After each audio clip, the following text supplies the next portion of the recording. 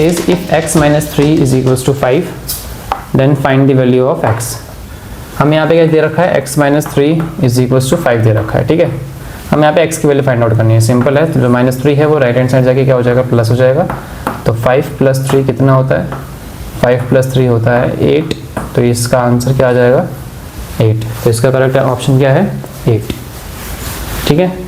ऐसे question solve करने के लिए बहुत इजी होते हैं, बस आपको थोड़ा दिमाग लगाना है कि कौन सा नंबर x से प्लस हो रहा है, कौन सा नंबर x से मल्टीप्लाई हो रहा है। अगर प्लस माइनस हो रहा है तो राइट हैंड साइड जाएगा या फिर लेफ्ट हैंड साइड जाएगा।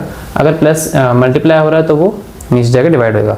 अगर वो डिवाइड हो रहा है x से कोई नंबर तो ऊपर जाके मल्टीप्लाई होगा, ठीक है।